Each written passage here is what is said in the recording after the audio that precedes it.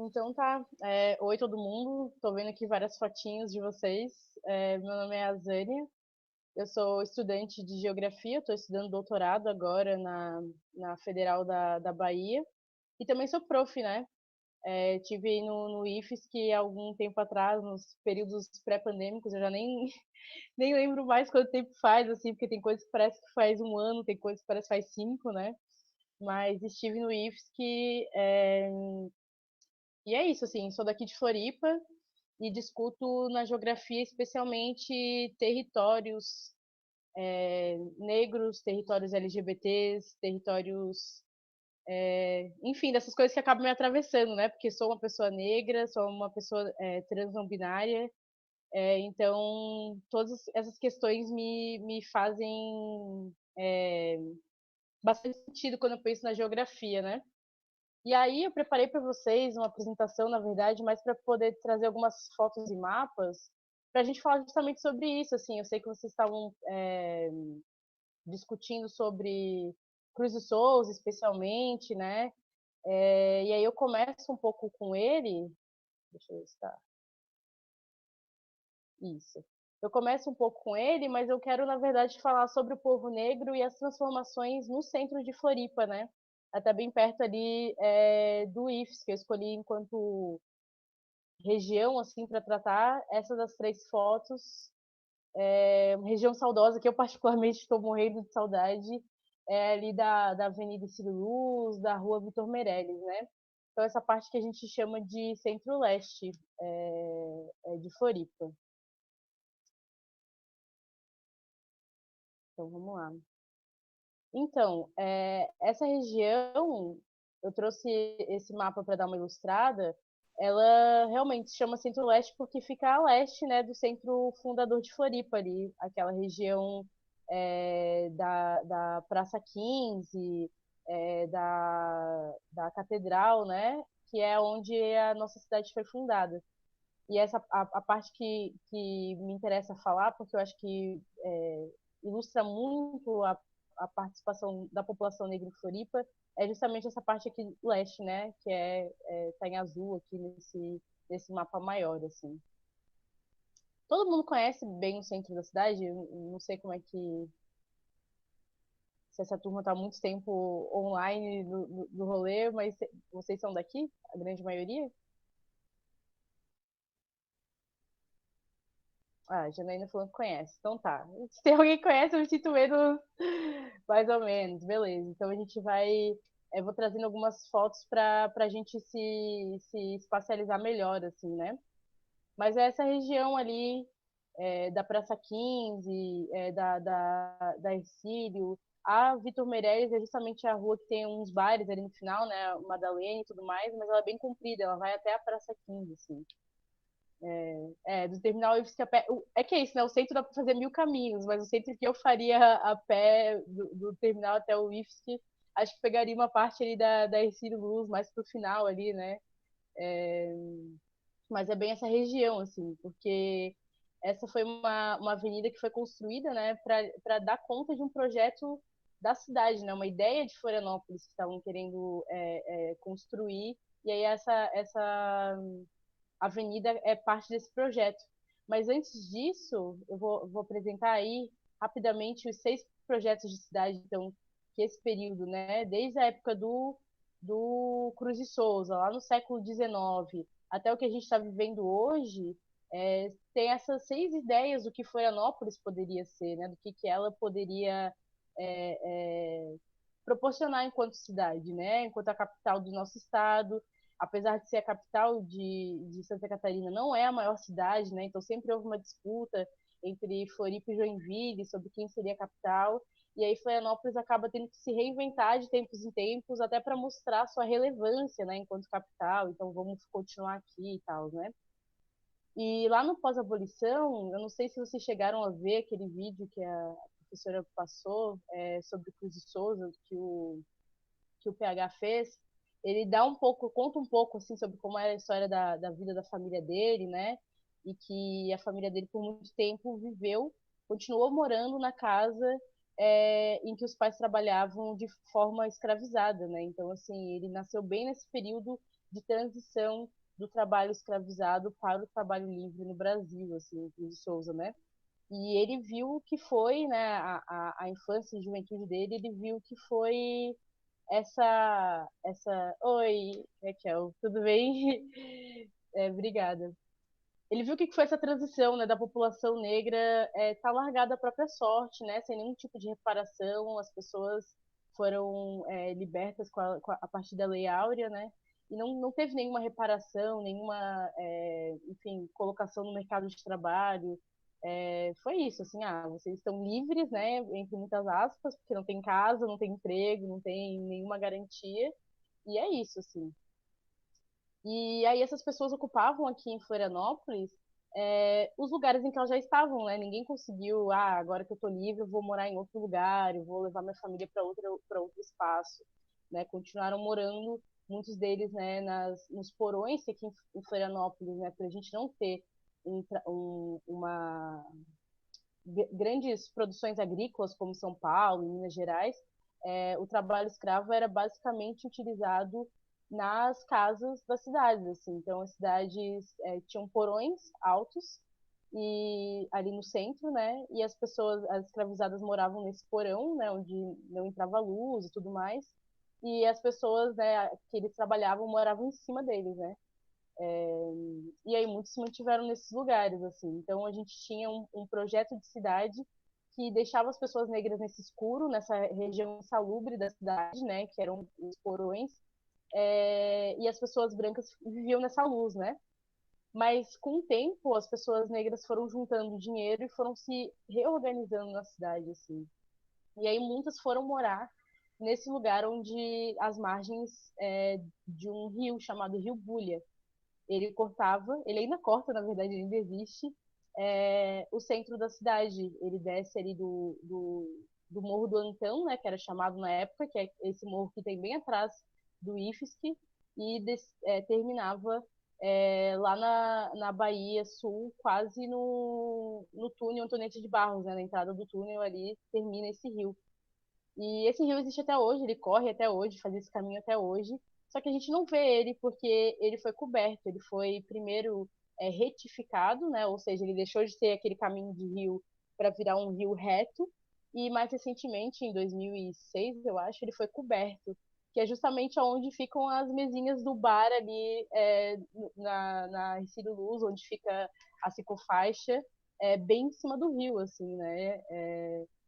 De vez em quando você vê, assim, tem um professor de planejamento urbano da UFSC, que quando faz saída de campo com os estudantes, faz todo mundo se agachar, botar o ouvido no chão, para ver se escuta o rio, assim, né? Essas experiências.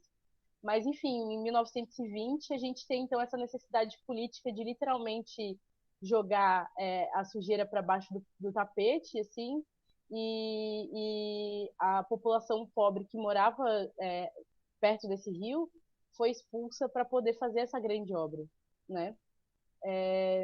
Mais para frente a gente tem uma cidade que vai pensar muito na ideia de modernidade. O Brasil inteiro está querendo se modernizar, está querendo deixar de ser um país rural. E aí a Florianópolis vai querer se integrar a esse projeto. Então, assim, vão construir os primeiros prédios aqui com elevador, coisas assim que para a época eram muito inovadoras, né? Que a ideia de Florianópolis ter um prédio de 4 andares era tipo, uau, isso é o auge, assim, né? E aí, mais pra frente, a gente tem a ideia de Ilha da Magia, né? Que para quem, enfim, é, é mais jovem, né? Essa ideia de que Floripa sempre foi a Ilha da Magia, né? Mas, na verdade, foi um discurso que foi vendido para a gente passar a ser um lugar turístico, porque, inicialmente, não se tinha muito essa ideia de ir pra praia para curtir. A praia era, na verdade, onde a gente jogava dejetos, jogava lixo, para ir para longe. Não tinha essa ideia de, vamos ficar aqui na beira da praia, assim. Então, a partir dos anos 70, especialmente, que esse projeto começa a funcionar aqui em Floripa. E aí depois tem mais dois pontos, né? Um no ano 2000 que eu aponto por conta da criação do Estatuto da Cidade. Uma ideia de a gente ter um projeto de cidade em que todos nós participamos, porque todos esses projetos que eu citei até agora saíam na cabeça dos governantes, né? E eram executados na cidade, não tinha nenhum questionamento se era isso que o povo queria. E a partir dos anos 2000 isso começa a acontecer, né?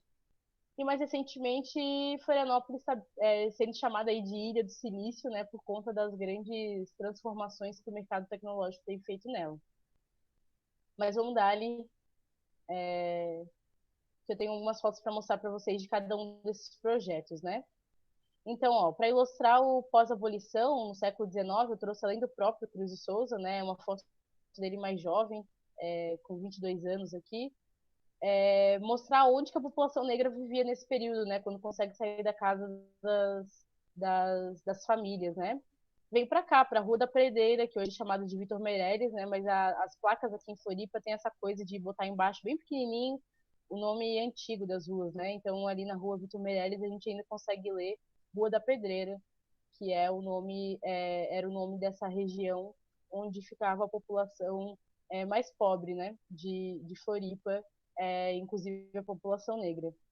E aqui, bem do lado, na Vitor Meireles, ficava a Escola Antonieta de Barros, né? Que também era uma escola que tinha bastante referência aos territórios negros que moravam, que habitavam aqui no entorno, e que foi fechado em 2008.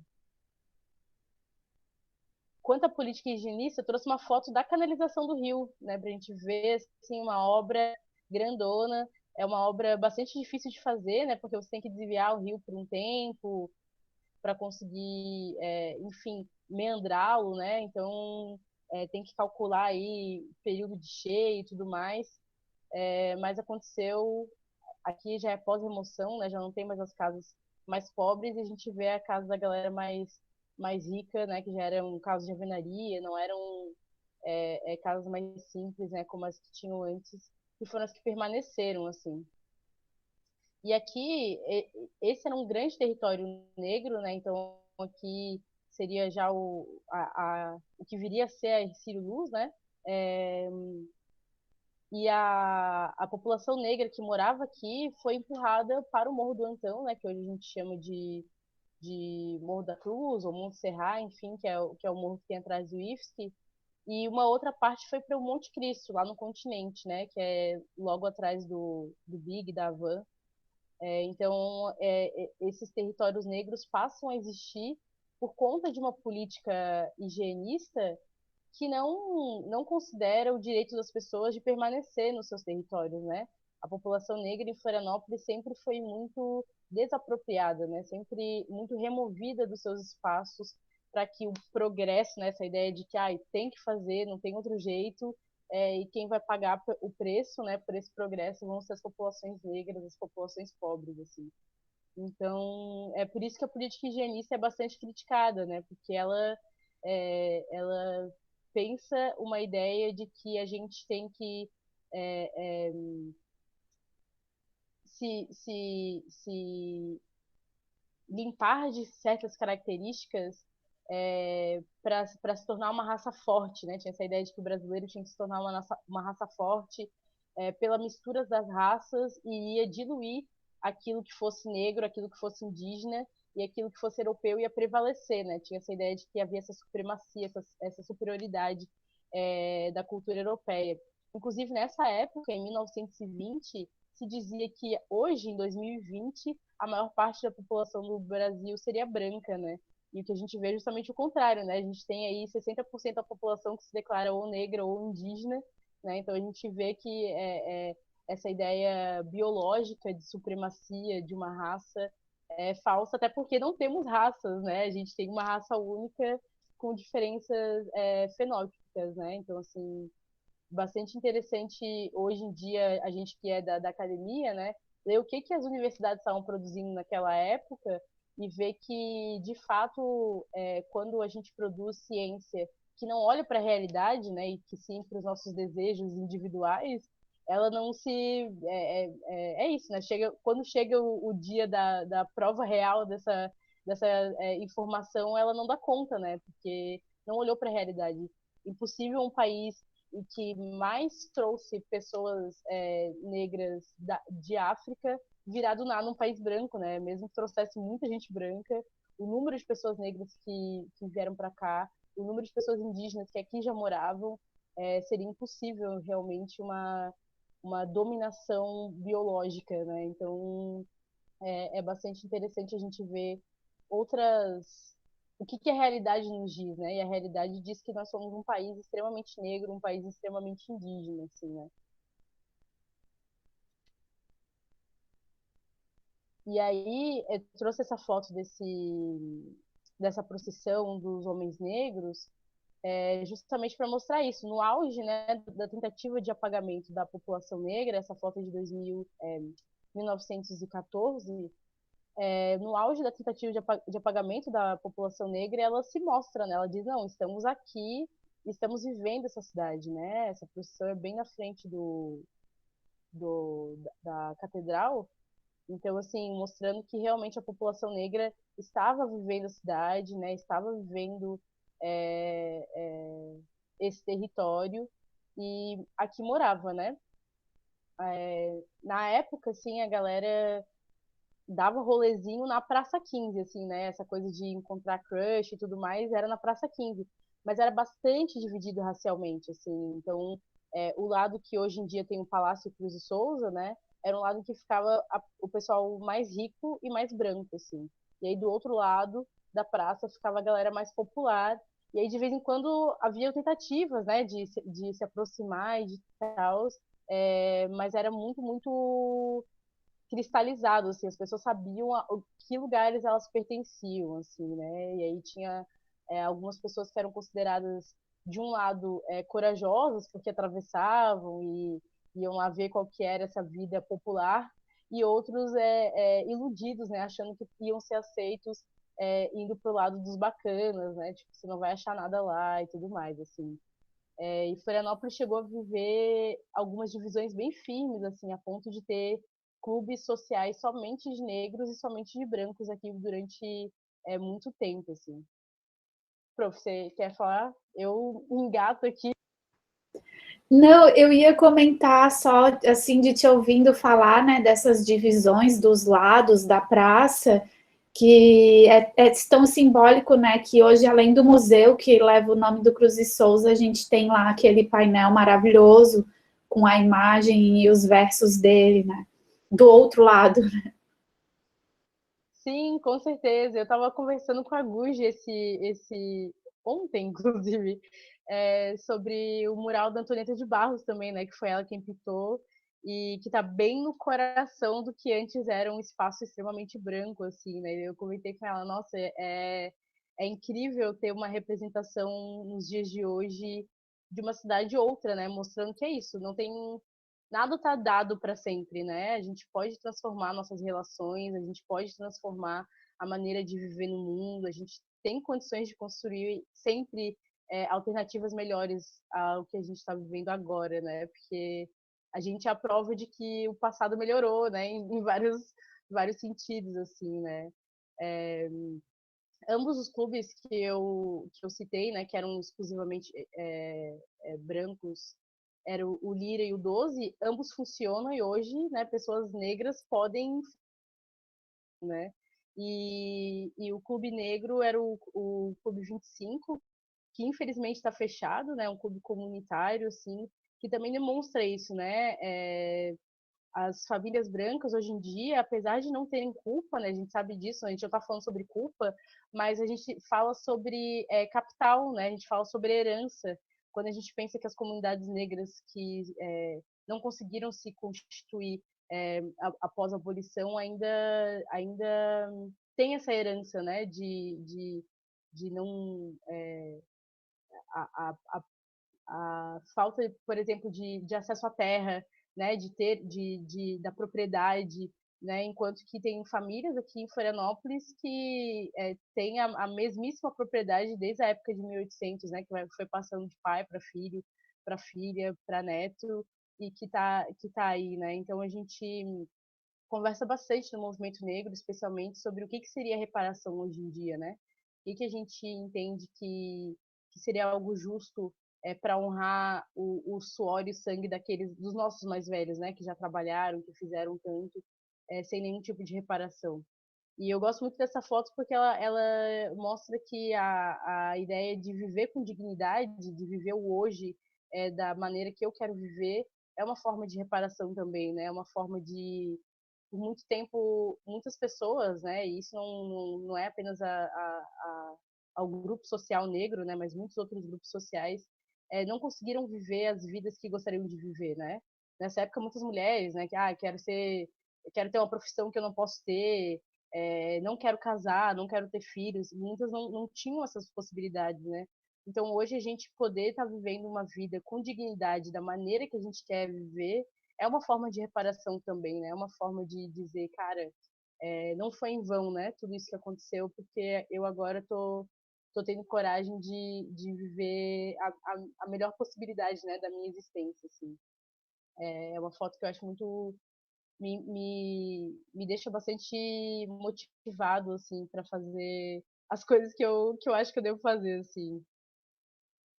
Mas eu trouxe também aqui uma,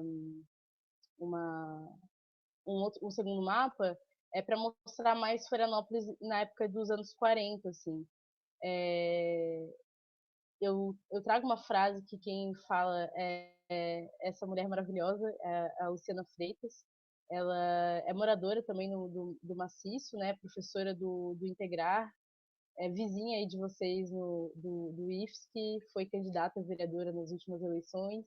É militante do movimento negro, posso ficar aqui falando dela um tempão. E ela tem essa frase que a primeira vez que eu ouvi, gravei no coração, assim, e não sai, que é Avenida Mauro Ramos e a faixa de Gaza de Florianópolis, né? Ela diz que é uma avenida que divide, que demarca muito bem o lugar dos brancos e o lugar dos negros é, na, perante a segurança pública, né? Ela fala muito sobre a questão da polícia, de como ela trata as pessoas negras de um lado e de outro, assim. E aí, no meu trabalho, né, sobre territórios negros, eu tenho falado muito sobre isso, sobre as faixas de Gaza, né, as linhas que determinam aonde a população negra pode estar. E aí, anteriormente, era essa linha mais rosa, assim, né, que é a Avenida Ercílio Luz. E aí, em 1940, a gente começa a construção da Mauro Ramos, que é um pouco mais a leste, né? Então empurrou a população negra ainda mais em direção ao maciço, né?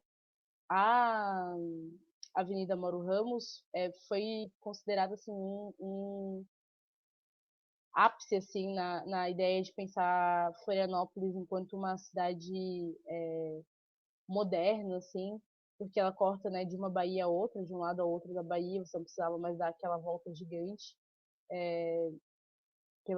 pelas beiradas, né? E uniu várias ruazinhas, né? Porque já existiam pequenas ruas e ela vem para dar uma ideia de cidade grande que tem avenida, né? Que deixa de ser uma cidadezinha rural, né? Que era essa muita vibe de Floripa, assim. Sempre foi uma cidade muito pacata, sem vida noturna, super difícil chegar nas praias, né?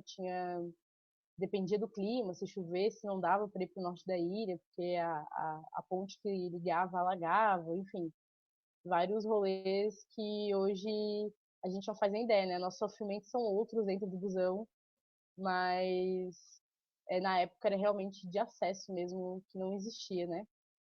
E aí eu escrevi um artigo para falar sobre o apagamento de territórios negros dessa região, e aí uso essas duas avenidas para exemplificar, né, como esse apagamento aconteceu, assim, num nível que hoje em dia a gente fala do centro e quase não pensa nas populações negras fora dos espaços de suas habitações, né, fora das comunidades que compõem o maciço, assim. E é muito massa a gente fazer esse mergulho, essa volta no tempo para ver que sempre estivemos, né, em todos os lugares de Floripa, assim. E hoje em dia, inclusive, não tem nenhum bairro de Florianópolis que não tenha, né, a presença negra.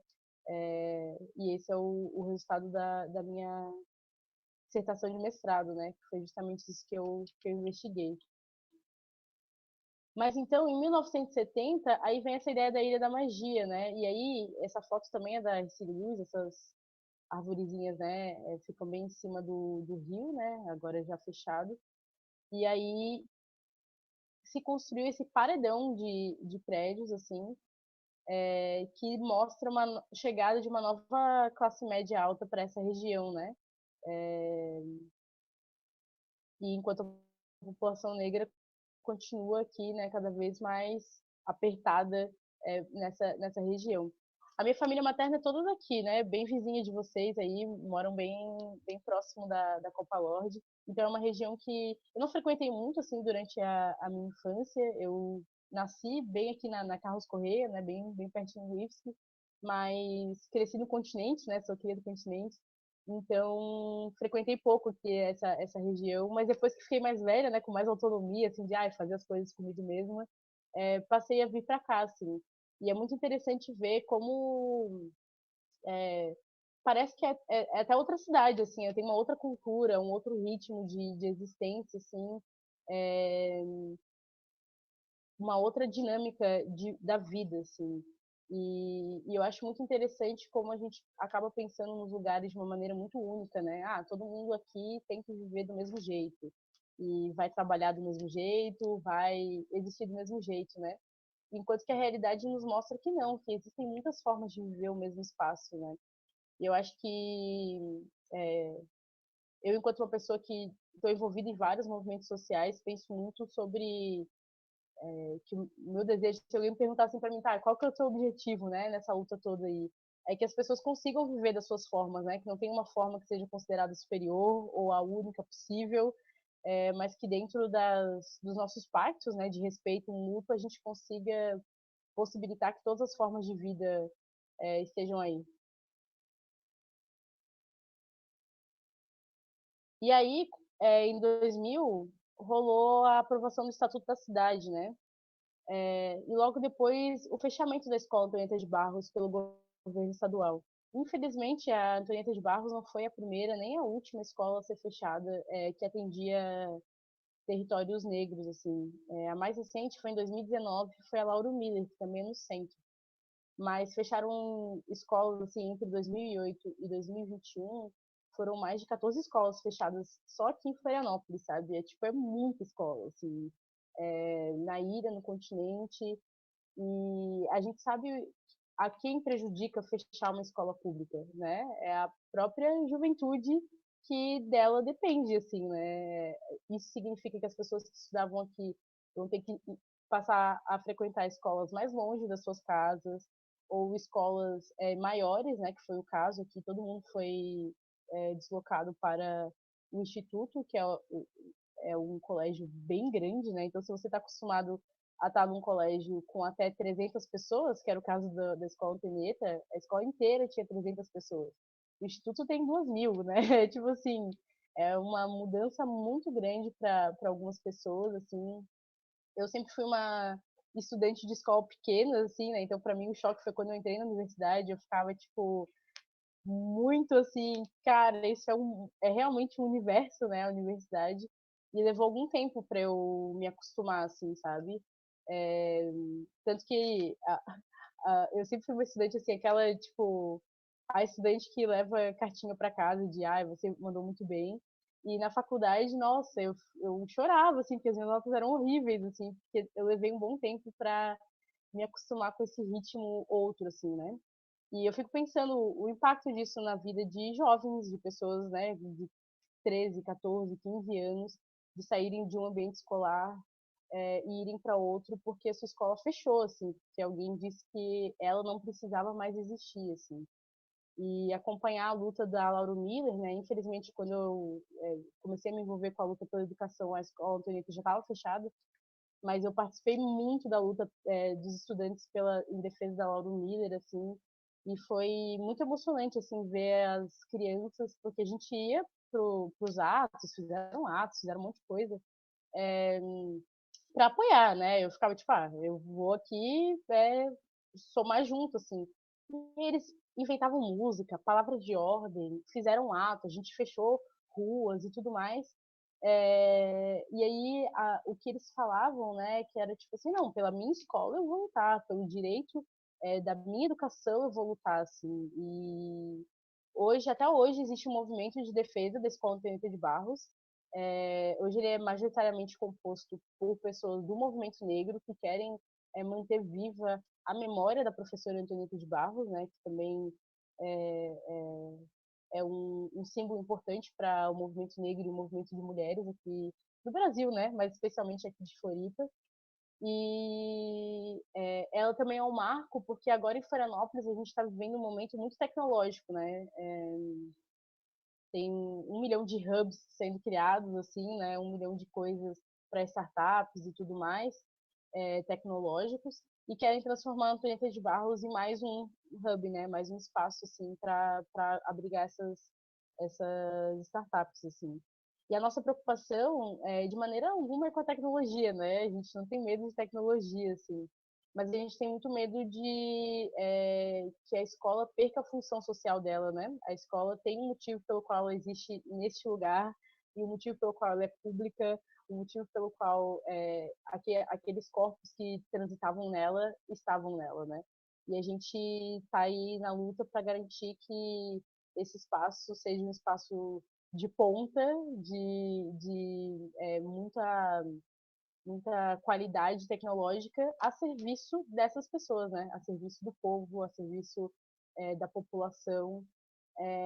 E também que honre a memória da Antonieta de Barros, né? A gente tem pensado muito também ela enquanto professora, deputada, jornalista, o que será que ela estaria fazendo num período como o nosso, assim, né? Super tecnológico e tudo mais. E aí, eu trouxe essa última imagem porque é isso, assim, Floripa está oficialmente sob disputa, assim. Tem um projeto de repavimentação é, das, das nossas estradas, né, ali do centro, que são mais tradicionais, assim. É, essa ideia de transformar a escola, né, num hub, a gente está vendo a segurança pública, assim, bastante reprimindo bastante as iniciativas populares, gratuitas de festa, né? Isso aqui é um rolê, o fluxo do Madá, que a polícia tá terminando com bala de borracha, assim, né? Tá dispersando a galera. Porque no final das contas a nossa grande questão é essa, assim, né?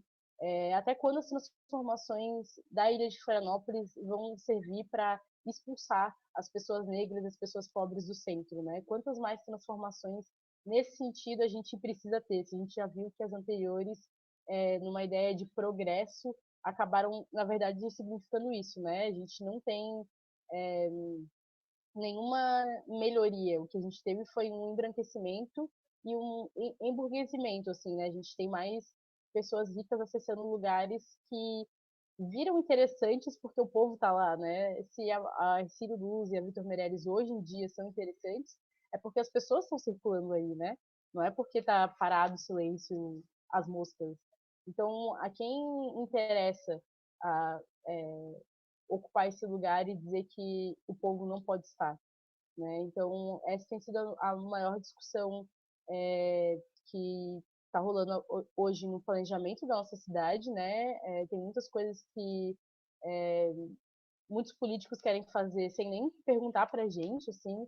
Essa questão da repavimentação do calçamento está sendo bem polêmica, porque estão falando que é para transformar ele em algo ecológico e acessível, mas o pavimento que a gente tem hoje, mais ecológico do que manter um pavimento que já tem, sei lá, 200 anos e que pode ser adequado para ficar acessível, né? Isso com certeza é uma preocupação que a gente tem que ter.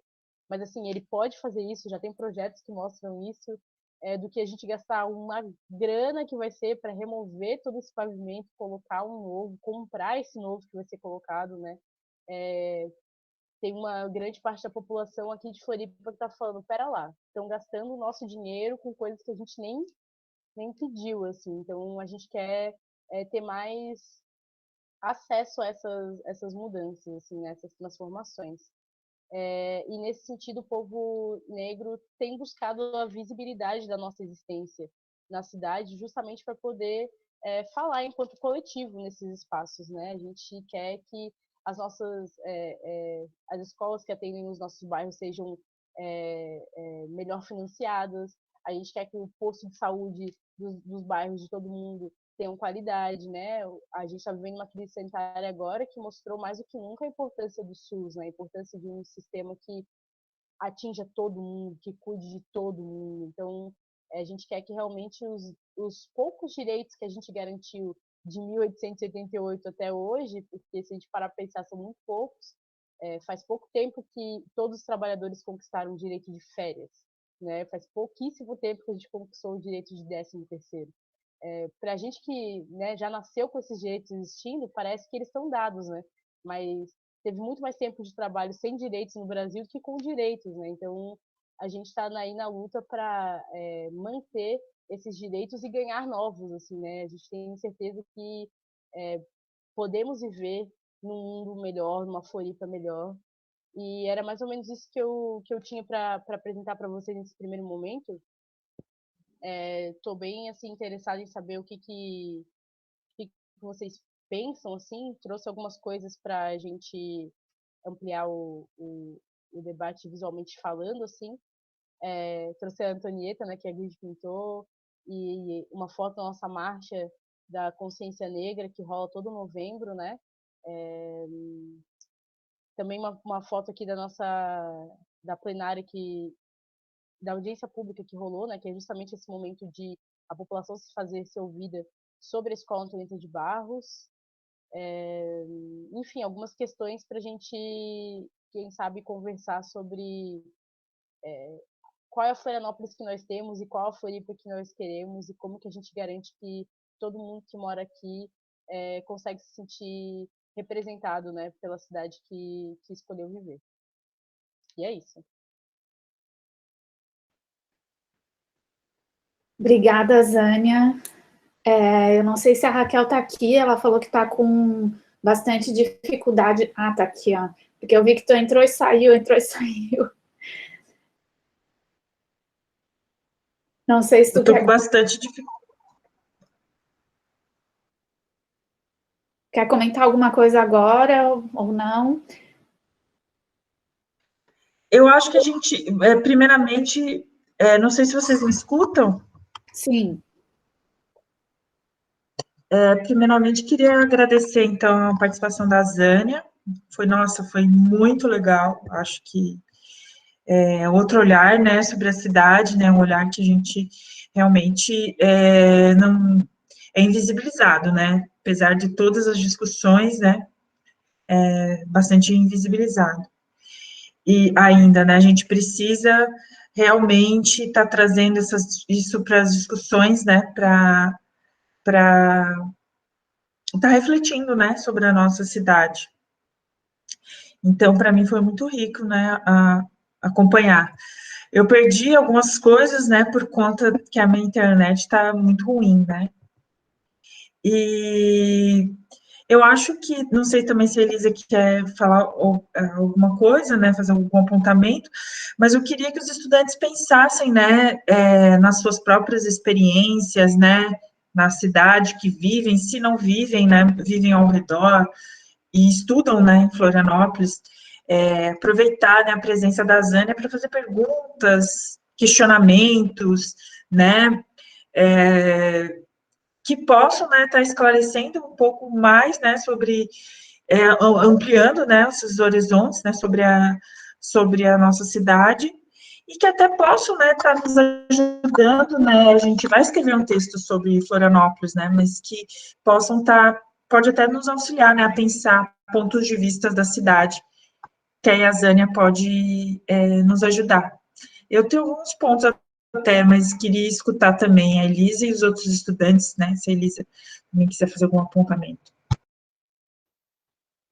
Eu tenho que agradecer muito, eu adorei, Zânia, eu acho que assim, foi muito certeira na organização das informações e muito clara, assim, bem gostoso te ouvir também, e acho que, assim, para os estudantes, né, que a gente está estudando essa passagem do século XIX para o XX, né, a gente, com as minhas turmas, eu tento falar um pouquinho sobre as reformas urbanas no Rio de Janeiro, né, e eu não tinha várias dessas informações sobre Florianópolis, então foi muito enriquecedor ouvir e perceber que aqui parece que a gente começa um pouco mais tarde, né, essas reformas, mas também com a mesma preocupação, né, que era de modernizar. E modernizar significava se assemelhar à Europa, né? Então, eu vejo que a higienização tem esses lados, né? Então, vamos fazer como se a gente se pareça um pouco mais com a Europa, né? Então, as nossas referências do que é uma cidade, de como organizar uma cidade, elas são exteriores à nossa realidade, né? Acho que já tem uma violência aí, né? Que é um pensamento colonizado, assim. E quando tu mostra essas diferentes etapas ao longo do processo, né? Eu fico pensando isso, né? Que é a hora da gente realmente se apropriar, né? Para pensar que o que a gente está fazendo hoje, as coisas que a gente está assistindo, elas vão determinar como é que a nossa cidade vai ser nas próximas décadas e séculos, né? Então, já tem muita coisa que a gente sabe que não funciona, né? E várias dessas tu colocou para a gente. Então, eu também tenho perguntas e coisas, mas eu vou deixar também mais espaço para os estudantes falarem. Eu acho que o pessoal que quiser levantar a mão para abrir o áudio e fazer sua pergunta, pode ser bem bom, ou se não tiverem a vontade de abrir o áudio, podem colocar aqui no chat também.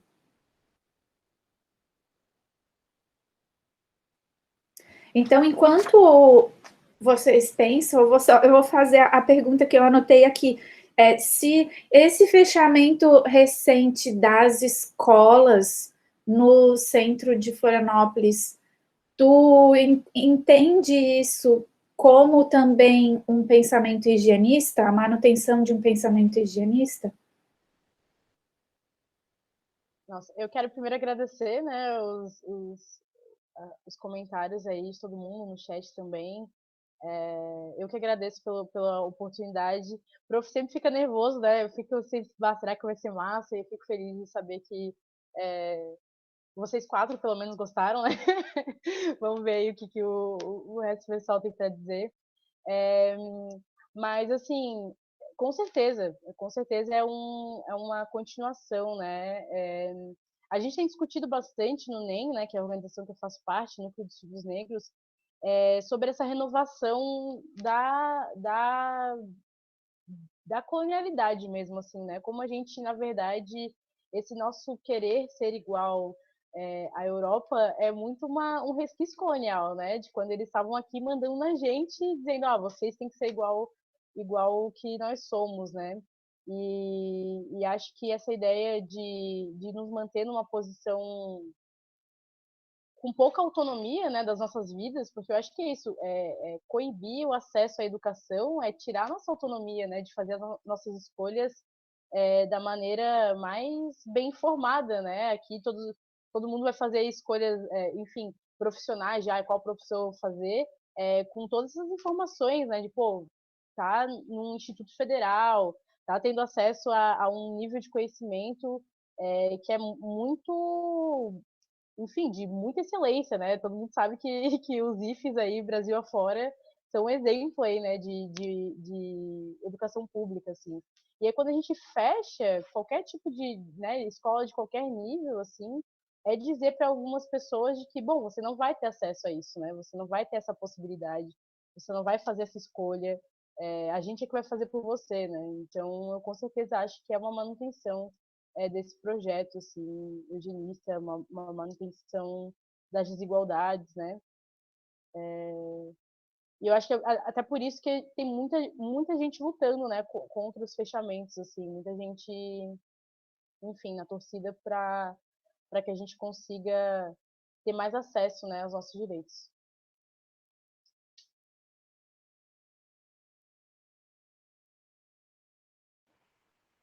Pessoal, né, os alunos estão tão tímidos, não levantaram suas mãos, ou pelo menos eu não vi ninguém, né, de repente colocaram no chat.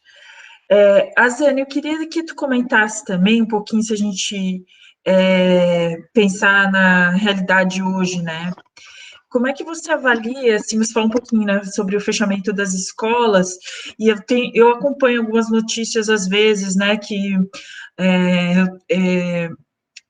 o pessoal faz batalha de rima, né, agora nem tanto por conta da pandemia, mas aí a polícia fechou, né, não deixou rolar,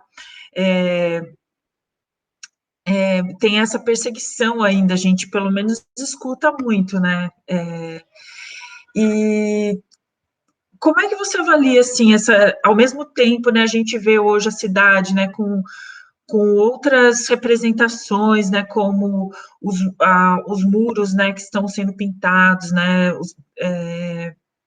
representando, né, a, a, a presença, né, negra na cidade. Como é que você é positiva em relação a isso? Onde você vê ainda que há muita violência e ainda uma continuidade do processo de higienização, né? Talvez adaptado, mas em continuidade. E o que tu vê como avanço, assim, que você considera como positivo, assim, que a cidade teve que mudar e mudou para melhor? Então, eu acho que a gente tem ocupado, sempre foi muito ocupar as ruas, assim, né?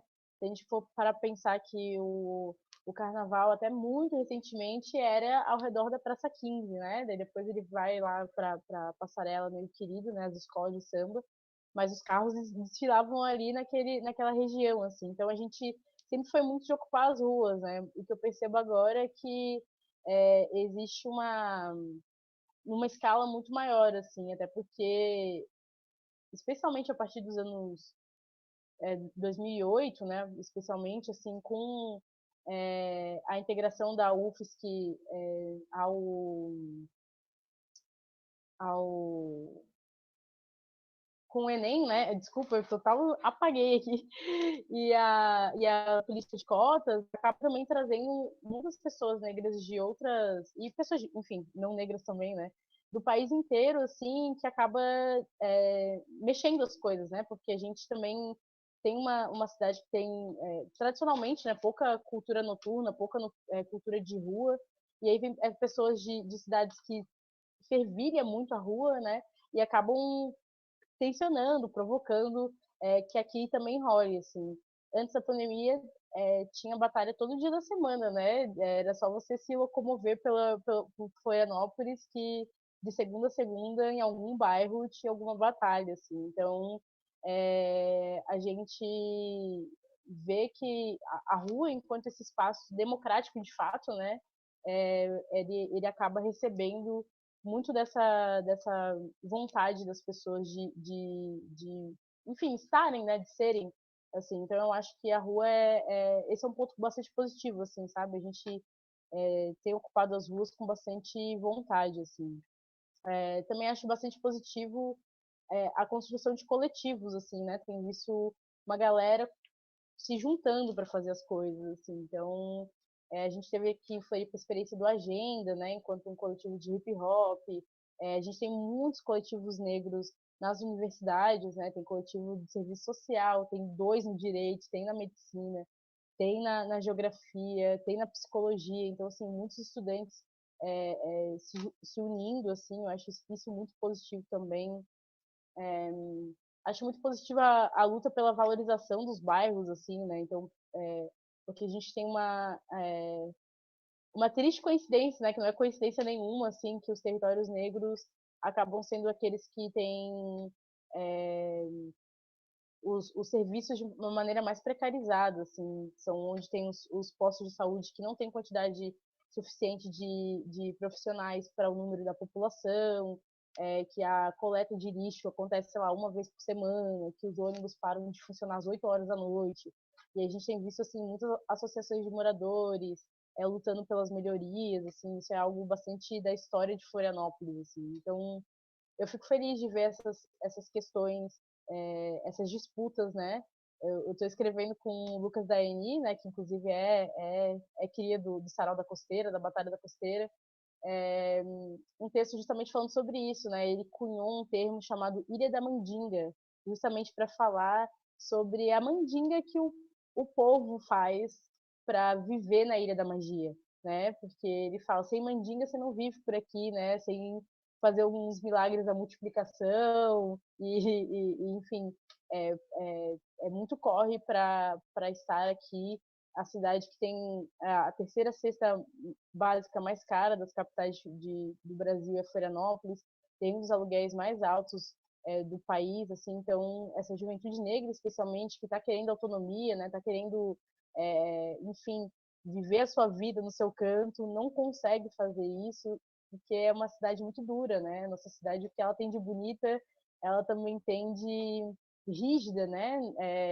Conservadora no sentido de não querer mudar, não no sentido de, enfim, no sentido de não querer experimentar outras experiências que não a colonizadora, né? Eu sinto que a gente ainda tem muito esse saudosismo de ser colonizado, assim, nessa cidade, infelizmente. Mas tem coisa boa vindo também, né? Especialmente no campo artístico, assim, acho que a gente tem muitos representantes das artes, da cultura negra. É a Guji, né, que eu estava falando agora, que fez a Antonieta e mais um monte de outras coisas, né? Eu escrevi recentemente um artigo que está para ser publicado aí a qualquer momento, justamente sobre a construção da subjetividade negra a partir da obra dela, né? Como que é edificante, né, para alguém passar, olhar aquela mulher lá pintada e pensar, pô, ela é parecida comigo, né? Ela é mulher como eu, ela é negra como eu, ela é professora como eu, ela é da classe trabalhadora como eu, né? Não era uma pessoa rica, abastada. Então, assim, de pensar que todos nós carregamos dentro de nós essa possibilidade de mudança, né? De ser o diferente, né? E que isso é uma coisa boa. E acho que é isso, assim, eu falo, sou bastante crítica, assim, a Florianópolis, quando eu penso em Florianópolis, nessa construção fictícia, né, porque eu amo demais essa terra, amo muito, assim, acho que até por isso que eu sou tão crítica, assim, porque, tanto que é isso, né, eu tô no doutorado em Salvador, mas eu estou em Florianópolis, né, fazendo online, e vou ficar aqui até enquanto der, assim, porque é muito a minha terra, assim, eu gosto muito desse chão. Acho que tem poucas cidades tão bonitas quanto Florianópolis e tão cheias de possibilidade quanto Florianópolis, né? Mas elas precisam ser mais horizontalizadas, assim, né? Tem que chegar mais na mão de todo mundo, assim. Elas ainda ficam muito nos mesmos círculos, assim. Eu acho que a gente está numa... Seria ótimo para a cidade e para todo mundo a gente romper com as bolhas, né?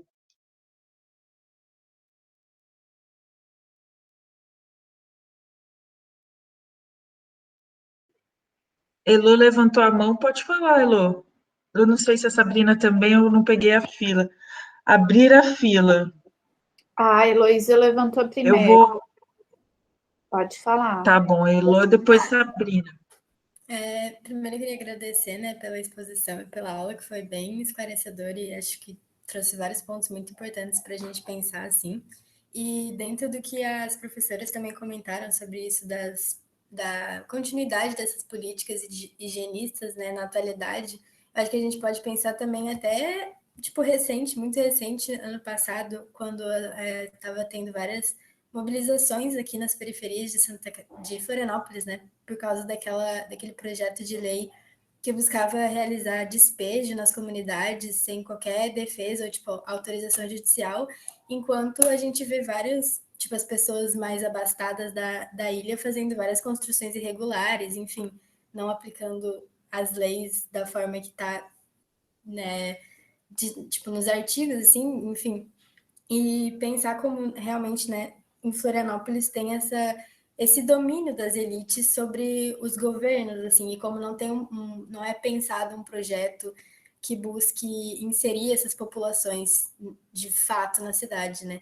Porque eu já ouvi algumas vezes também, tipo, quando são questionadas sobre nos espaços são questionados, tipo, a falta de pessoas negras ali, as pessoas, tipo, já ouvi gente falando que Florianópolis não tem muita gente assim mesmo, é mais tipo cidade com pessoas brancas, é normal não ter tanta presença, e é mentira isso, né? Até a sua exposição mostra bem isso, não é verdade isso, é só que as pessoas estão sendo negadas de habitar aqueles espaços, né?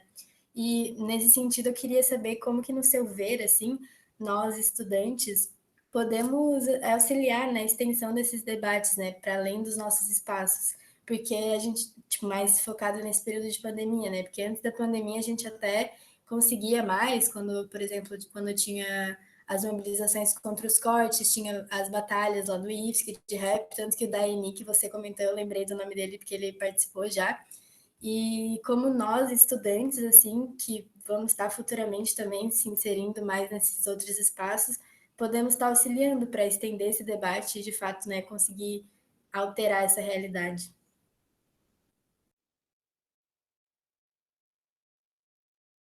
Arrasou. Fiquei muito feliz com a sua colocação, assim.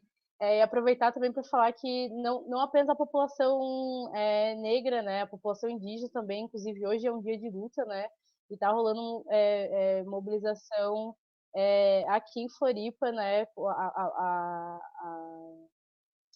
a luta, né, dos povos indígenas é uma luta de todos nós, né, e o movimento negro é aliado histórico do movimento indígena, assim, as nossas lutas são sempre muito solidárias, inclusive, eu não pude estar, né, eu estava, enfim, eu tô bem mais isolado, eu ainda estou passando pela quarentena do último ato, né, a minha organização é bem rígida com isso, né, porque a gente ainda está numa pandemia, então como eu fui pro ato, tem que ficar em casa por 15 dias, e aí eu não fui, mas uma colega minha da minha organização foi, né? A gente está se revezando assim nos atos, fazendo fotos lá do pessoal perto do túnel, né? Que o saque está sendo ocupado nesse momento pelas comunidades indígenas caigantes, especialmente, assim. E é bom lembrar que hoje também é um dia de luta importante, né?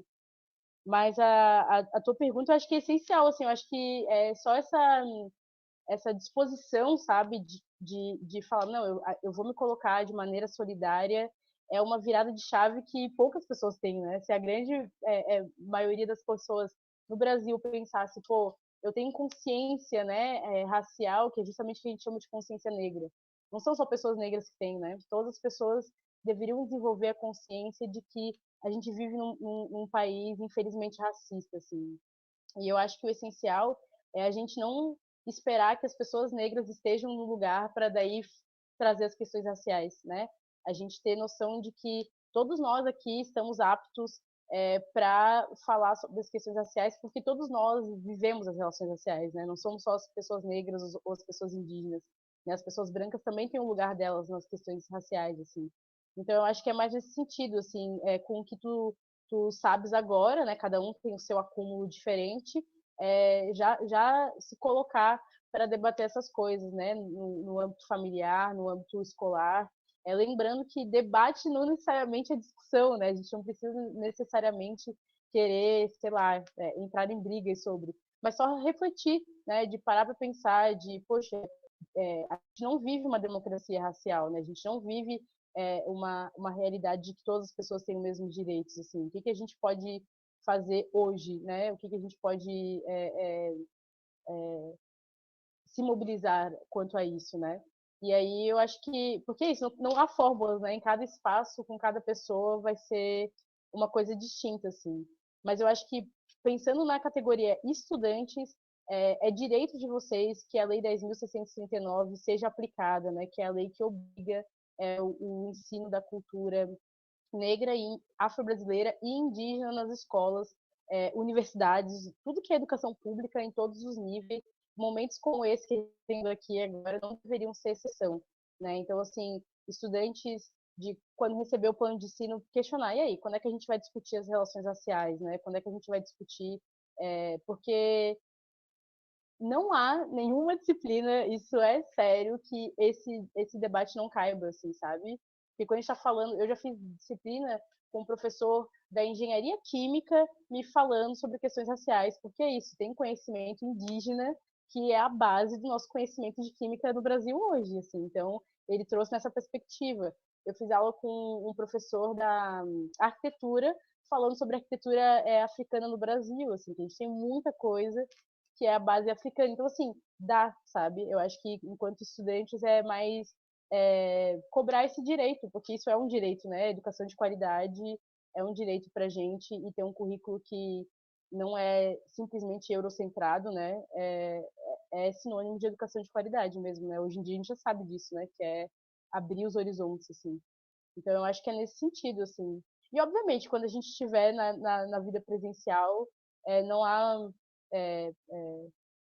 enfim, aprendizado melhor do que estar ali no dia a dia, né, na construção das lutas, participar das batalhas, participar dos atos, é sempre muito massa.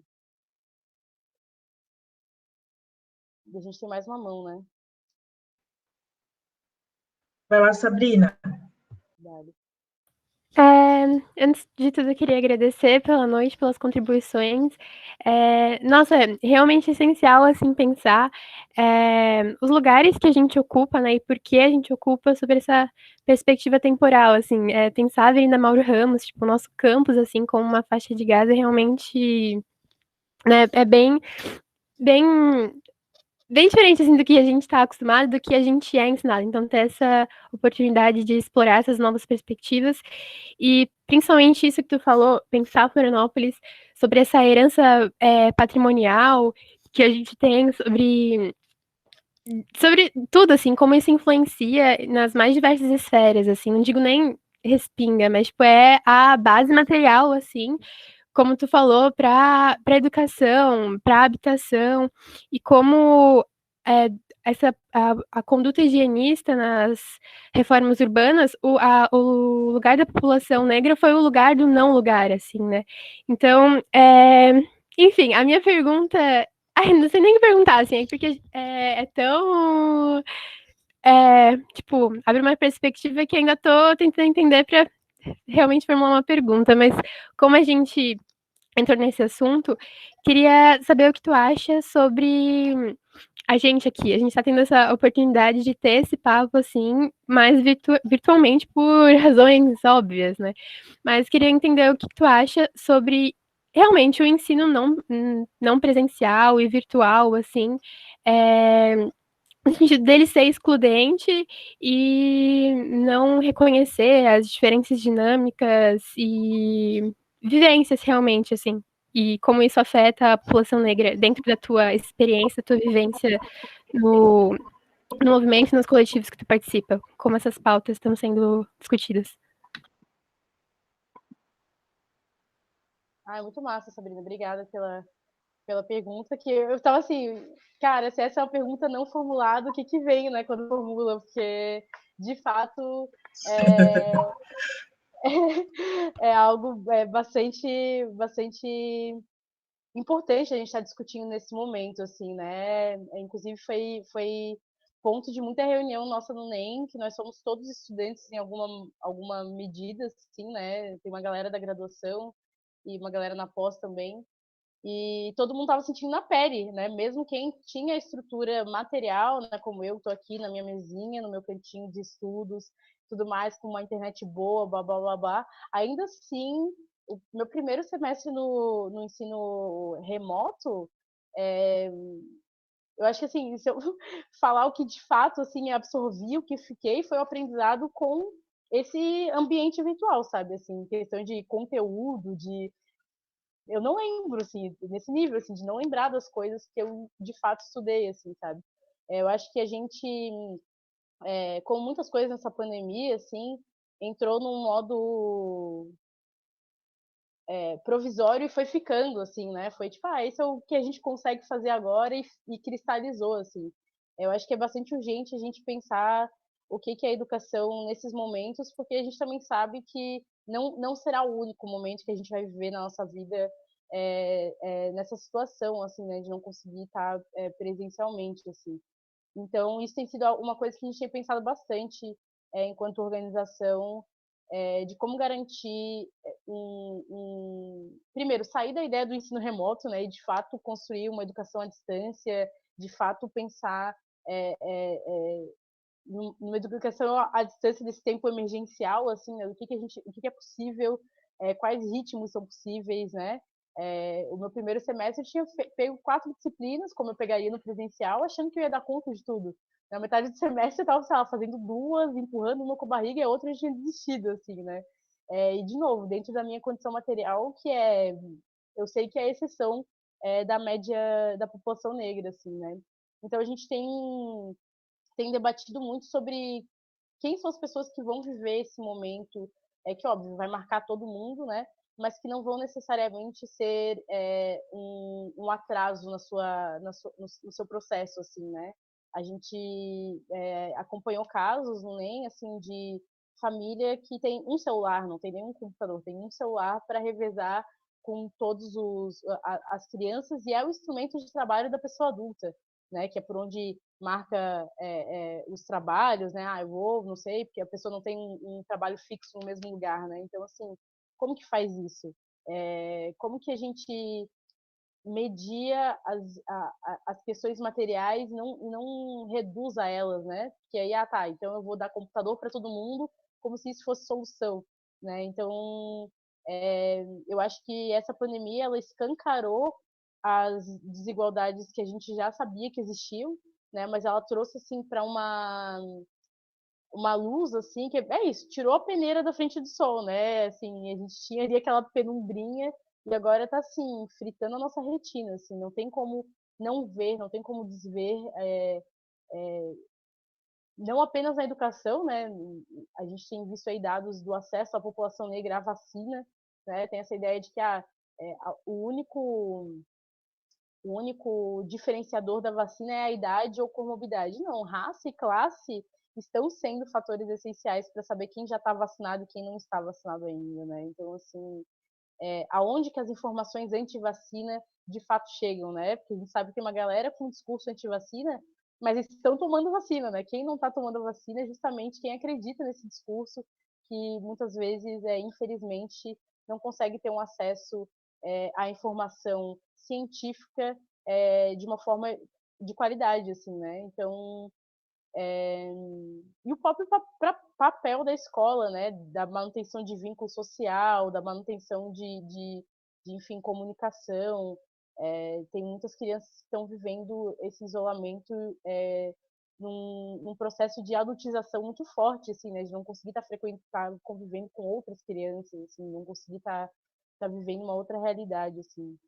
Então, são muitas as preocupações, e tudo isso com a pandemia acontecendo, né? A gente não consegue botar a pandemia num pause e lidar com as coisas e daí voltar e viver o que tem para viver, assim.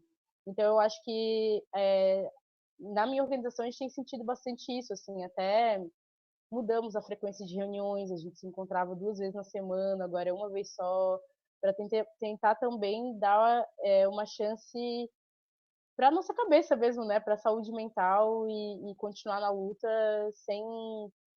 sem perder a esperança, assim, porque tem alguns momentos também que a gente pensa, cara, é tanta desigualdade, tanta pedra no caminho que parece que a gente não vai dar conta, assim, né, mas aí a gente conseguiu achar um ritmo massa, assim, para pensar o que a gente pode fazer agora, né, então tem rolado alguns projetos, assim, e estamos indo, assim, mas eu acho que essa preocupação, eu fico muito empolgada de ver essa geração bastante preocupada com essas coisas, porque eu fico pensando, cara, a sementinha está muito bem plantada, né? Estão vindo muito fortes, assim, essas discussões e eu tenho muita esperança que a gente vai continuar dando, caminhando nesse processo, né? Dando continuidade ao que a gente está fazendo na ideia de viver num mundo sem opressões, né? Que seria o meu sonho, literalmente. Mas eu fico muito feliz de saber que alguma geração vai viver, mesmo que não seja a minha, né? É isso. Muito, muito obrigada pela fala. É realmente muito a pensar e muito a agir também, né? A gente não pode deixar que a impotência, né? Ainda mais num momento como esse, mas só dar fôlego para, né? Pra gente conseguir realmente construir uma sociabilidade para todos, realmente. Muito, muito obrigada. A Zênia, nesse caminho da pergunta da Elo e da Sabrina, eu queria que, de repente, tu desse algumas dicas nesse sentido, né? Muita gente sustenta, né, que Santa Catarina é um estado branco, Florianópolis é uma cidade dos brancos, né? Não tem tanto problema racismo, porque são poucas pessoas negras, né? E eu confesso para você que, para mim, era um discurso muito fácil de acreditar especialmente quando eu cheguei na cidade, eu não sou daqui, eu sou de São Paulo, né, da capital, eu morava na periferia, né, de São Paulo, então, de fato, né, eu fui morar do lado da UFSC, né, isso no início dos anos 2000, e eu achei, de fato, uma cidade muito branca mesmo, né, comparado do lugar onde eu vim, né. Acho que hoje a universidade até é um pouco mais diversa, né, do que eu saí em 2007, né, já estava muito melhor do que quando eu entrei, mas hoje acredito que ainda esteja melhor ainda, né. Mas, conforme eu virei professora, né, entrei na classe trabalhadora de fato, né, pegando ônibus, indo dar aula no norte da ilha, na EJA, né, Educação de Jovens e Adultos, apareceu, né, a cidade, né, para mim, né, apareceram as pessoas negras, né, e se a gente vai, né, a gente chega, né, para pensar historicamente isso, né, quem é o escritor com maior destaque nacional e internacional de Santa Catarina até hoje é o Cruz de Souza, né, assim, né, pensando na relevância, né, que é um escritor negro. Se a gente pensar na Antonieta de Barros, a relevância dela, né, é uma protagonista, né, uma mulher fenomenal e é uma mulher negra, né, então é preciso recontar, né, essa história, né, admitindo, né, essa invisibilidade e discutindo, né, como superá-la. E os alunos, né, eles vão ser convidados, né, a pensar um artigo de opinião cuja temática é o local onde vivo, né. Se você pudesse, assim, pensar em dicas, né, de coisas para pensar, né, a cidade, né, essa cidade que a gente gostaria de construir, numa perspectiva mesmo de refletir e pensar mudanças. Quais pontos você daria para dicas, assim, para, de repente, pensar um artigo de opinião? Então, assim, primeiro que massa, né? A gente pensar sobre o lugar onde a gente vive é sempre bastante importante, né? Essa escala do lugar, né? Que a geografia preza tanto, assim, que é bem encarnada, ela tá bem no corpo, né? Ela é bem. É isso, é a escala do corpo que sente o lugar, né? É onde eu me sinto eu, né? Então é bem mais palpável, assim. Eu acho que analisar, pensar, né, nessa construção bastante midiática de Florianópolis, né? Florianópolis tem essa cara de garota propaganda do Sul, assim, né? Versus a realidade, né? E isso não é apenas a questão negra, mas todo mundo sabe como Floripa se vende enquanto uma capital gay friendly, né? E a gente sabe que teve um caso horrível de violência homofóbica há pouquíssimo tempo aqui em Floripa, assim, então é, Florianópolis tem essa coisa de se maquiar para o verão e a vida de quem vive aqui o ano inteiro, assim, né? Que acabam sendo coisas distintas. Eu acho que isso é um fator bastante interessante de se perguntar, assim. Eu acho que foi a Heloísa que falou na fala dela sobre essa proximidade, assim, da elite e a política, né? Que, no final das contas, ocupa o mesmíssimo lugar, assim, se a gente for ver quem são os principais nomes aí políticos que a gente tem em Florianópolis tradicionais, tem o sobrenome das famílias que são donas da maior parte da cidade, assim, né? Então, quem de fato dá as cartas sobre Florianópolis, né? Eu acho isso bastante interessante, assim, também. Acho que as questões culturais dizem muito de Floripa também, assim, até porque eu acho que é na cultura que Floripa realmente mostra o que ela é, assim, né? Na música daqui, na maneira de ocupar a rua, o nosso carnaval, né? Que muita gente compara com o carnaval do Rio, de São Paulo, de outros lugares, mas a gente tem um carnaval que é muito único, né? Eu sou bastante fã do carnaval daqui, assim, minha família é bastante fã, assim, para quem conhece a escola das Cuia, né? O seu das Cuia é meu tio-avô, né? Era meu tio-avô. Então, assim, minha família é muito próxima mesmo do carnaval e eu vejo como muito um carnaval que é daqui, né? Ele mostra muito a realidade de Floripa, assim. Acho que as questões de dos bairros, assim, da divisão dos bairros, Florianópolis é uma cidade que ainda tem muito essa vibe de bairro, né? Cidades maiores acabam virando como São Paulo, né? Essa coisa da zona, aí você é da Zona Leste, e Floripa ainda tem, cada bairro tem a sua cara, assim, né? O Rio Vermelho tem um jeito totalmente diferente de Ratones, que é totalmente diferente do Estreito, e tem uma questão de escala, assim, né? Muito, muito interessante, assim. O que mais, assim... Eu acho que a questão de segurança pública, assim, também é um fator bastante determinante que você sabe se você está no território negro ou não, da maneira que a segurança pública chega, assim, né? A maneira que ela se coloca. Aliás, o Estado, né? Qual política pública chega no seu bairro? Se começa com a segurança pública, você está no território negro, né? Porque quando você pensa no Mocotó, a primeira política pública de Estado que chega lá é a polícia, às 7 da manhã, que o policial fica ali na entrada do morro e ele fica ali parado o dia inteiro, assim. Antes do posto de saúde abrir, ele já está lá, assim. Então, é literalmente a primeiro contato, né, com o Estado que aquele território recebe, assim. Eu acho que isso, assim, no aniversário de Florianópolis, eu dei uma entrevista para a NSC falando sobre Floripa, assim, sobre os meus sentimentos, e foi muito louco, porque eu comecei, assim, sei lá, metendo pau, assim, eu tava reclamando de absolutamente tudo, assim.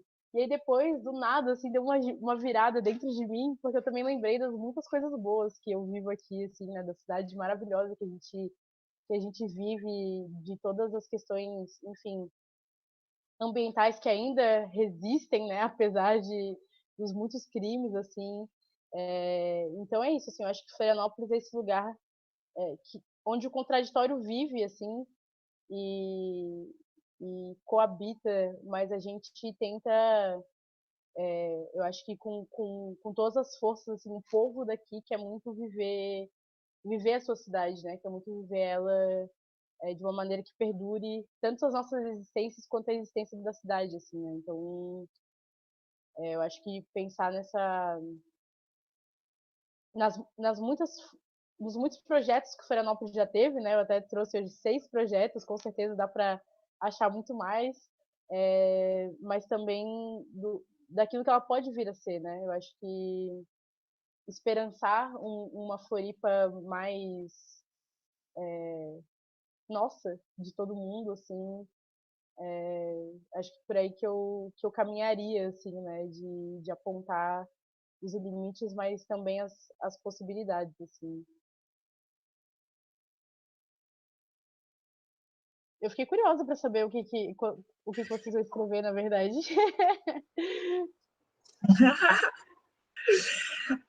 Então, a gente vai trabalhar, né, pelo menos as minhas turmas, a gente vai trabalhar, né, a estrutura do texto, né, e aí vamos criar, né, o tema e a tese, né, para ser desenvolvida no artigo de opinião, mas eu acho que você já deu muitas, vai ser individual, né, no sentido deles trazerem que os chama o debate, né, mas eu acho que isso, né, às vezes é um olhar daquilo que eu também não conheço, né, para ver, pensar a respeito, né, e acho que você trouxe muitos pontos interessantes, né, pensar, né, a resistência, né, da natureza, apesar de tudo, né, esses espaços culturais, né, que resistem.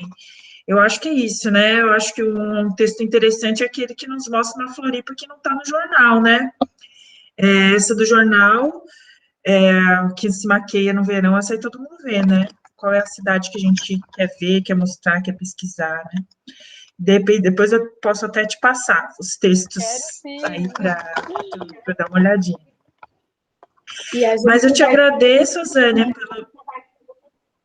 Eu ia só comentar, desculpa, que a gente vai ter um perfil do Instagram, então depois a gente pode compartilhar contigo, se tu tiver vontade de deixar também aqui teu contato, não necessariamente o Instagram, mas o e-mail que tu achar legal, para que o pessoal também possa né, dialogar, se sentir vontade, acho que é legal.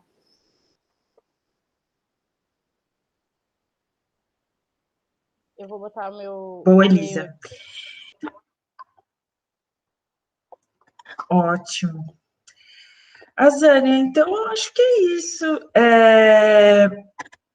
Se não ser, pessoal, não sei se tem alguém mais querendo colocar alguma coisa, eu acho que a gente pode encerrar. Agradeço imensamente a sua participação, para mim foi esclarecedor, né? E vejo que alguns estudantes gostaram bastante. Hoje o pessoal tímido, tem turma que fala pra caramba, estão cansados, coitados. A Carolina, muito obrigada, adorei, que bom, Carol, espero aí que tenha sido realmente uma noite enriquecedora, como foi para mim, tá?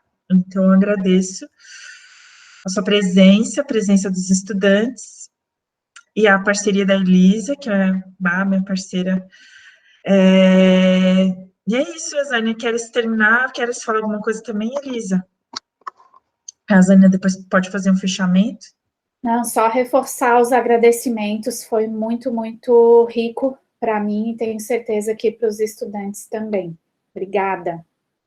Ai, gente, eu que agradeço, estou sempre à disposição, né? Vocês fiquem bastante à vontade, assim.